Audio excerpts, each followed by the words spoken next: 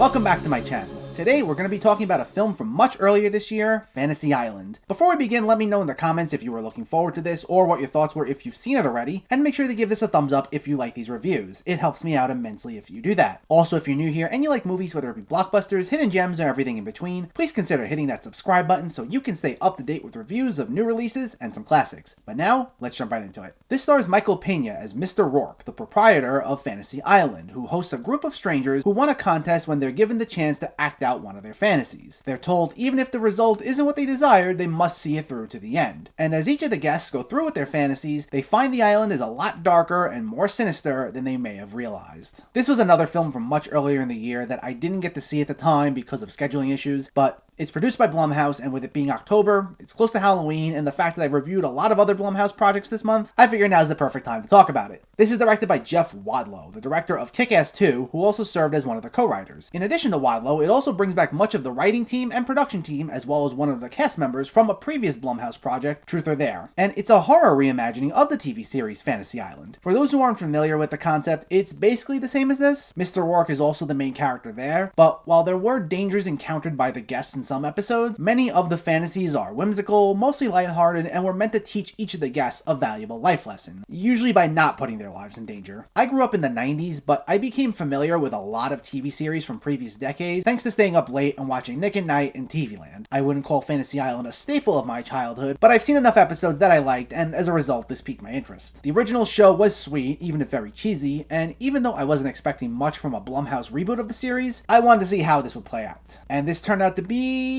a massive train wreck. Wow.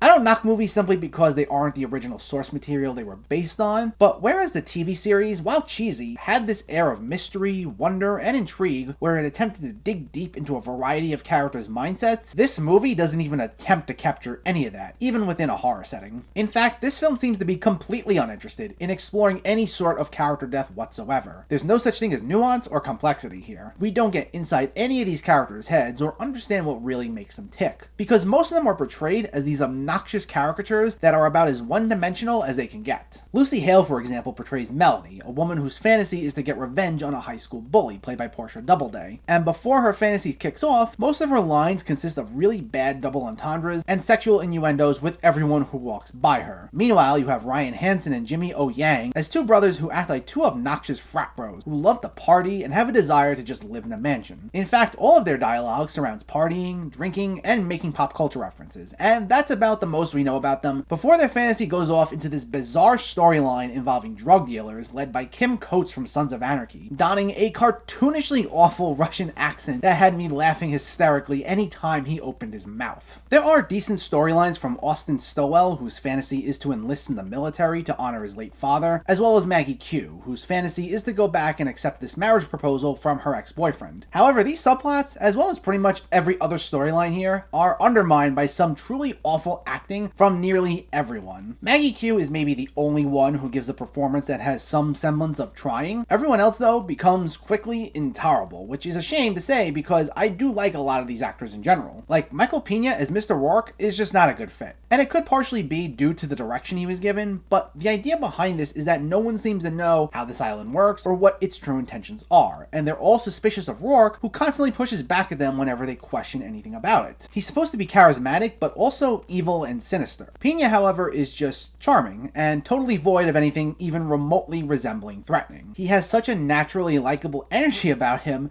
that I thought the movie was trying to get us to care for him more than the people who were potentially about to be murdered by his island. It totally had the roles reversed. Plus, you had Michael Rooker here as a private investigator hiding on the island in probably the most useless role in the entire movie. He had one crucial function that honestly could have been easily reworked, and he really serves no purpose otherwise. And it was a waste because Michael Rooker is a fantastic actor, and something like this was tailor-made for him to have a prominent role, and it's totally squandered. In fact, to be honest, most of this movie is nothing but squandered potential. The idea of this supernatural, murderous island is a fascinating idea with a lot of possibilities, but it ends up going nowhere. I think even if you were to forgive the poor acting and the ridiculous pop culture references and double entendres, this still wouldn't make up for the fact that it's never scary or compelling. It's made up mostly of cheap jump scares, which is the most aggravating type of scare you can do in a horror movie at this point. It's completely overdone, and horror movies just need to retire that. Plus, it has so many plot twists and turns, but I found myself never caring for them because the way in which they're conveyed is by characters spewing these long chunks of exposition at us. And it's not subtle at all. Anytime we get to a scene where there's potential for an emotional character moment, it's essentially the actor looking at the camera and just giving a long-winded speech where they tell what's really the audience how they feel or go on a long tangent if they need to tell us some backstory. It's as if they thought we couldn't deduce this for ourselves. And it's not like in just a scene or two. It's every other scene. There's a new plot development and the film stops so the characters can give this long speech where they explain every single detail to us. It doesn't even give us a moment to think about it or even attempt to connect with these characters. Like I said, the Maggie Q storyline is kind of okay, as is Austin Stowell's,